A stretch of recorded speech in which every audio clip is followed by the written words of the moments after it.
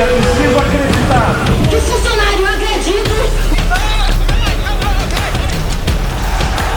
E é por isso que hoje nós estamos aqui em defesa do Banespa. Ela é construída por cada um de nós. Acabei com a panela no teu governo.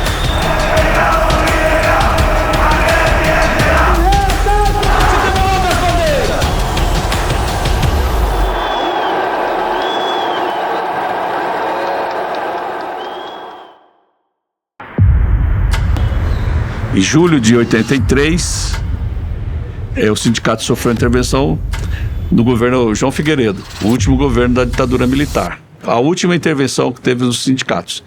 Quem que esteve nessa intervenção? Teve os sindicatos bancários de São Paulo, sindicatos metalúrgicos de São Bernardo do Campo, sindicatos metroviários de São Paulo, sindicato dos petroleiros da Bahia e sindicato dos petroleiros de Campinas. Foram 5 sindicatos que eram aguerridos, estavam se debatendo contra a política do governo, contra a opressão da ditadura militar, e eles afastaram a diretoria desses sindicatos. Eu não era diretor na época, foram afastados. Aí nós constituímos, tá certo, o grupo de bancários, que era a diretoria mais outros, mais alguns militantes que para seguir lutando pelos direitos dos trabalhadores e, acima de tudo, para recuperar o sindicato. Isso foi em 83.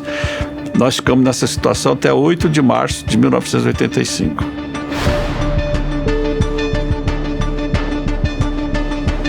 A classe trabalhadora no Brasil é quem fez a resistência, quem fez a luta para garantir essa soberania, para pensar um projeto mais estratégico de país. E é por isso que hoje nós estamos aqui protestando e nos manifestando em defesa do Banespa. Eu era militante já, ajudava a organizar várias lutas locais e também participava de algumas lutas gerais da categoria. Aí você começa a ter mais contato, tal, começa a participar de mais atividades e principalmente discutir a organização sindical, né? A concepção da organização sindical. Como é que se organiza, como é que se faz trabalho de base, como é que prepara uma luta. Porque é o sindicalismo que está mudando esse país. É o sindicalismo que está ajudando a denunciar na CPI do orçamento. E aí você, naturalmente, é claro que você pode ter inclinação, vocação para isso, mas naturalmente você começa a assumir responsabilidades. Eu pergunto aqui, quem é que vai na Assembleia de manhã? Quando eu entrei em 89, estava muito fresco, assim, todo mundo... Qualquer assembleia lutava. Se você pega as fotos daquela época aqui na São Bento, lotado de banco, um montão de banco, qualquer atividade do sindicato lotava de bancários, lotava de polícia, de cavalaria, tudo em dimensão absurda, assim, né? Absurdamente grande. Mas um momento de muita coragem, né? As pessoas estavam querendo lutar por direito, sair.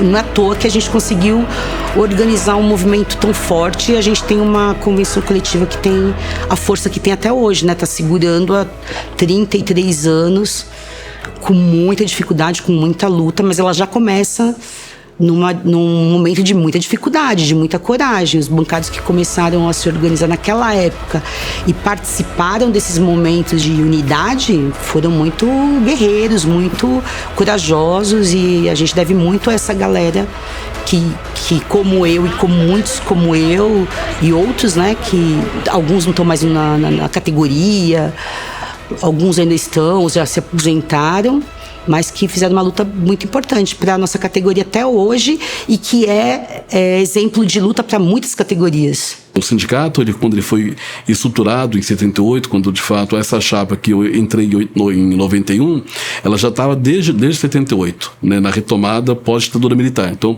o Augusto Campos veio do Banespa, depois o Guxiquem, né, veio do Banco do Brasil, o Berzoini veio do Banco do Brasil, o Gilmar Carneiro do Banerj. Isso aqui virou uma praça de guerra, né?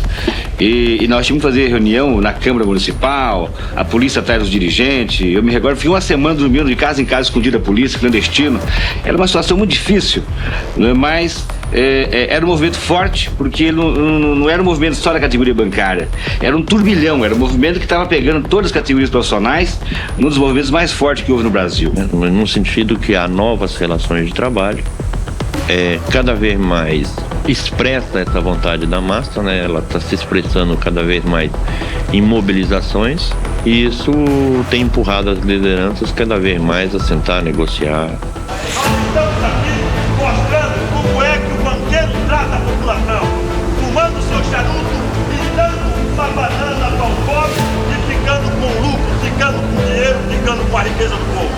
O Brasil chegou a ter 550 bancos.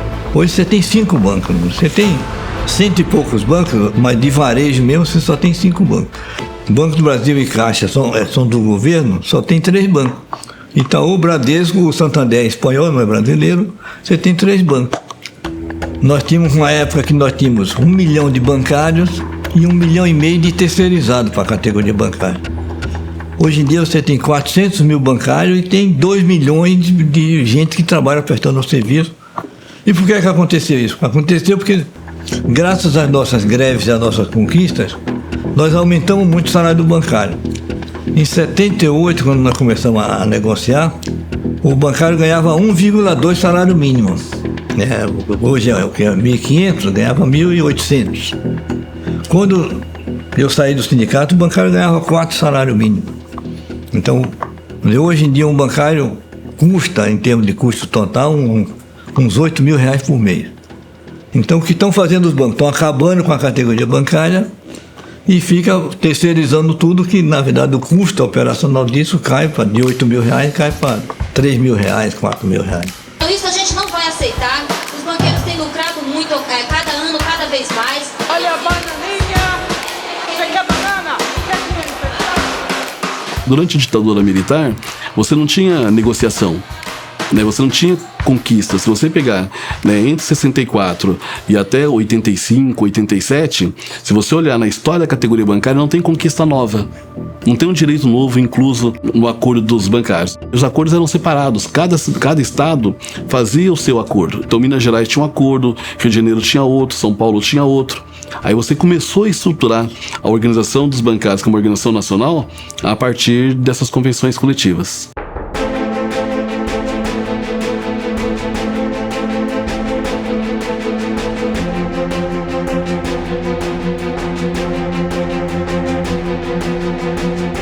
Primeiro que à época os bancos eles eram gigantes.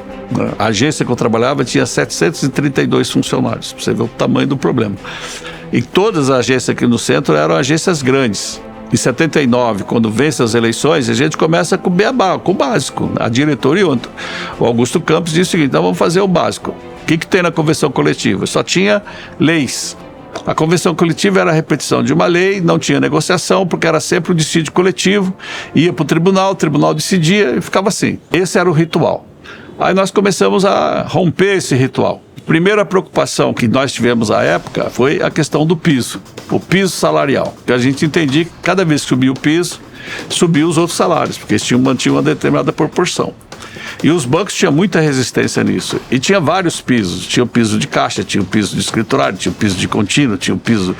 Daí nós fazíamos um movimento constante para subir o piso e reivindicava aumento de salário para todo mundo. Mas era uma forma de você conduzir a política por aumento de salários. Ao mesmo tempo, os bancos eram muito grandes e havia um fluxo muito grande de pessoas. Não é como hoje, que não vai ninguém no banco. Na época ia todo mundo ao banco, pagar convênio, cheque, fazer depósito, tudo era feito no banco, na agência, né? E aí tinha um problema, porque os bancos eles não conseguiam fechar no horário, porque era muita gente, e aí atrasava e muitos deles faziam disso uma política, deixar o banco aberto mesmo, porque tinha uma resolução que mandava fechar às 16h30 e eu não fechava, e ficava 17h30 e tudo isso trazia atraso aos trabalhadores que depois tinham que sair mais tarde, não se pagava hora extra, aí virava... Aí nós falamos, como é que nós vamos evitar isso? Fazendo a operação fecha banco, ou seja, o banco tem que fechar às 16h30. Aí nós fizemos disso uma política, fechar o banco às 16h30, né? Porque estava protegendo direitos, evitando que eles saíam mais tarde, que trabalhavam sem receber hora extra, essas coisas. Então foi a primeira, foi melhorar o piso. A segunda foi a operação fecha banco.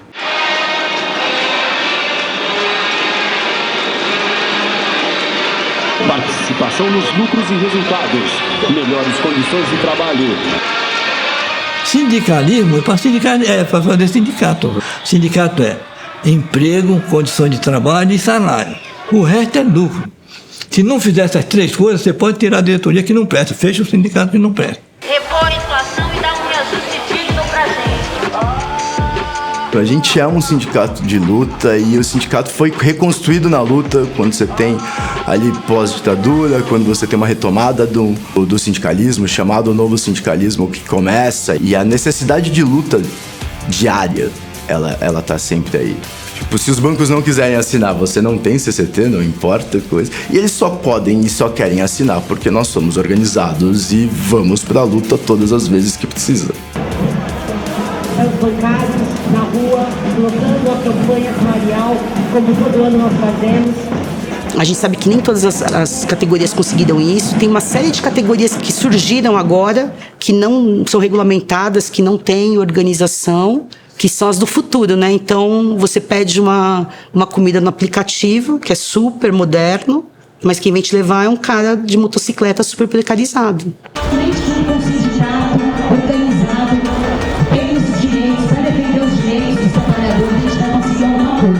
O bancário, junto com os professores do Brasil inteiro, eles são a nova classe média do Brasil, a classe média mais baixa.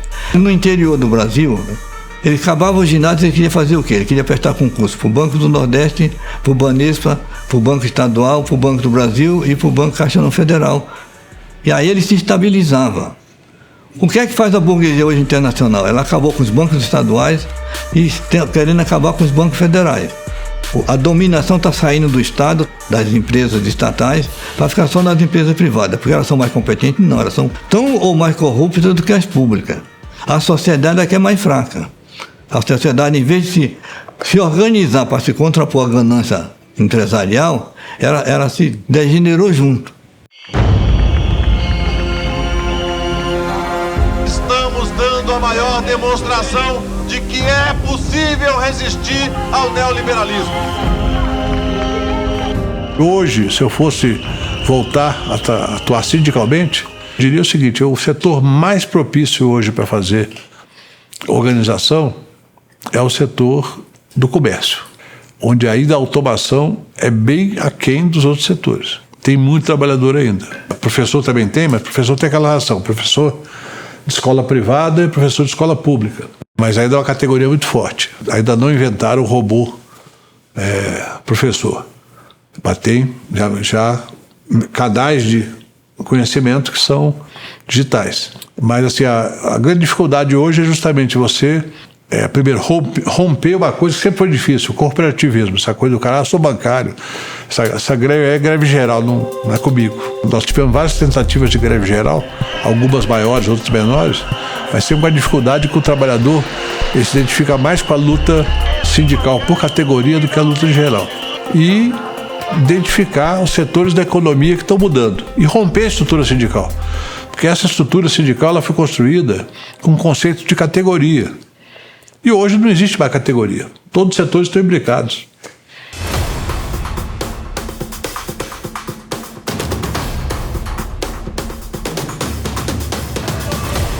Então a gente foi fazendo os alicerces para chegar no contrato coletivo de trabalho. E se ele era bom para nós, para o banqueiro também era. Porque você tinha 30 mil bancários do Bradesco, do Acre até o Rio Grande do Sul. E é uma convenção coletiva só. Então os bancos precisaram administrar isso, porque antes tinha 5 convenções coletivas. São Paulo, tinha o Sul, tinha a Norte, tinha Rio de Janeiro, tinha Minas Gerais e Pernambuco e Bahia, 5. Quando você reivindica contrato coletivo de trabalho, a primeira coisa que tem que fazer, o reajuste é igual no país inteiro. Ao ser reajuste é igual, a negociação é uma só no Brasil inteiro. A mobilização, o calendário é um só. É aquela história do vai por mim que eu te ajudarei. As coisas vão juntando. E esse é o papel da liderança, né? É saber juntar, né? Eu gostaria de experimentar aqui o lanche do Itaú. O que o bancário recebe em média é um pãozinho dormido com uma salsicha ressecada. Quando eu entrei em 89, não tinha ticket nenhum, nem refeição, nem alimentação.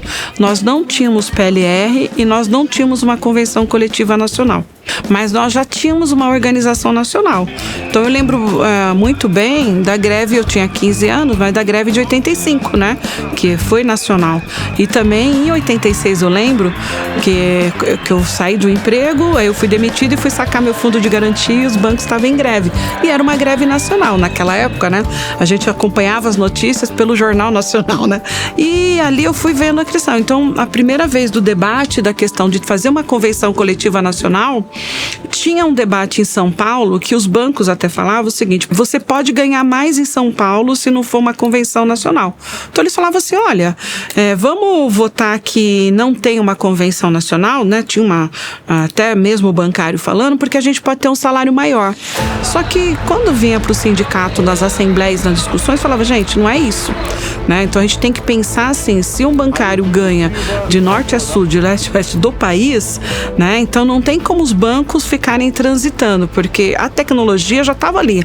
Então já poderia permitir, por exemplo, o que impediria da sede dos bancos virarem para outra cidade que o salário fosse menor, né? Então já tinha essa discussão na época e eu fui convencida e votei, né? E também defendi a questão de que realmente nós precisávamos de uma convenção coletiva nacional para sermos mais fortes. E foi realmente correta toda essa posição do sindicato. O que seguramente é um passo importante em direção do contrato coletivo de trabalho. Hoje chora Margarida, amanhã quem fala é eu. Chora Margarida. Porque a partir daquele momento a gente foi avançando nas conquistas, né? Então todo ano a gente foi conquistando alguma coisa dentro de uma convenção e de uma organização nacional, né?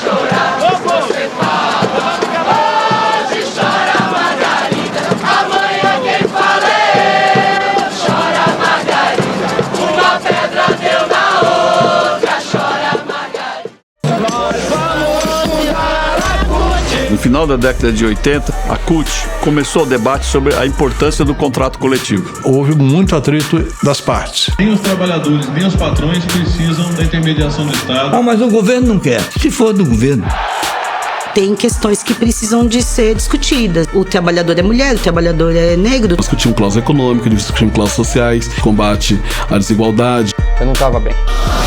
Eu fiz greve pro ter o ticket, eu fiz greve pra ter PLR. Você tem um ticket pra almoçar fora? A gente não almoçava fora, a gente trazia marmita. Participação nos lucros e resultados. Fim das metas abusivas.